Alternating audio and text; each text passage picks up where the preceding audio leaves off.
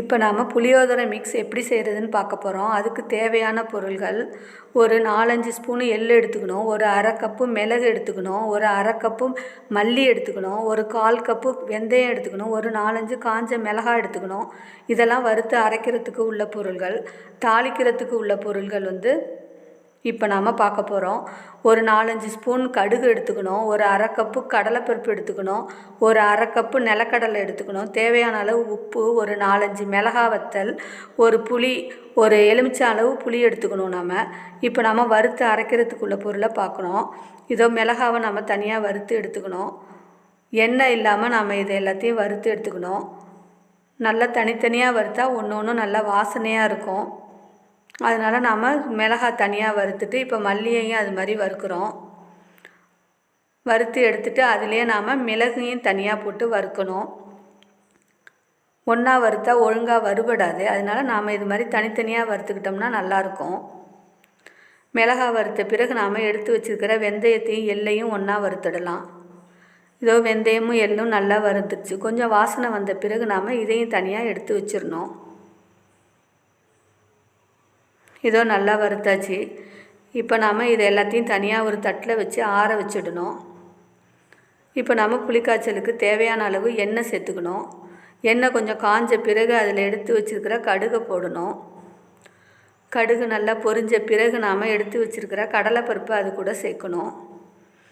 இதோ கடலைப்பருப்பு சேர்த்துட்டோம். கடலைப்பருப்பு கொஞ்சம் நல்லா செவந்து வரணும். கடலைப்பருப்பு செவந்து வந்த பிறகு நாம் எடுத்து வச்சுருக்கிற நிலக்கடலையும் அது கூடயே வறுத்துடலாம். எண்ணெய் மட்டும் கொஞ்சம் கூட நாம் சேர்த்துக்கணும். அப்போ தான் கொஞ்சம் நாள் பட நாம் இதை வச்சுக்கலாம். நிலக்கடலை வறுத்த பிறகு நாம் அதுலேயே மிளகாவையும் இது மாதிரி 2ஆக பிச்சு போட்டு செவக்க வறுத்துடணும். இதோ பாருங்கள், நல்லா செவக்க வறுக்கிறோம். வறுத்த பிறகு நாம் உப்பு சேர்ந்த புளியை நல்லா திக்காக கரைச்சி வச்சுக்கணும். இப்போ நாம் அந்த புளிக்கரைசலை இது கூட கலந்துடுறோம். அதுக்கு பிறகு நாம் அதிலேயே மஞ்சத்தூள் கொஞ்சம் சேர்த்துடணும். மஞ்சத்தூள் சேர்த்த பிறகு பெருங்காயத்தூளையும் அது கூட நாம் கொஞ்சம் சேர்த்துடணும். சேர்த்து இப்போ நம்ம நல்லா ஒன்றா கலந்து கொதிக்க விடணும். இந்த புளிக்கரைசல் நல்லா கொதித்து பாதியாக ஆகணும். அதுக்கப்புறம் தான் நாம் வறுத்து பொடி பண்ணினதை இது கூட சேர்க்கணும். இதை பாருங்கள், நல்லா கொதிச்சிடுச்சு. கொதித்த பிறகு நாம் வறுத்து அரைச்ச பொடியையும் இது கூட நாம் சேர்க்கணும். இதோ வறுத்து அரைச்ச பொடியை நாம் இது கூட சேர்த்துடணும். மிளகாவுக்கு பதில் மிளகு நிறைய சேர்த்துருக்கிறதுனால இது கொஞ்சம் கரிசலாக தான் இருக்கும். ஆனால் டேஸ்ட்டு ரொம்ப நல்லாயிருக்கும்.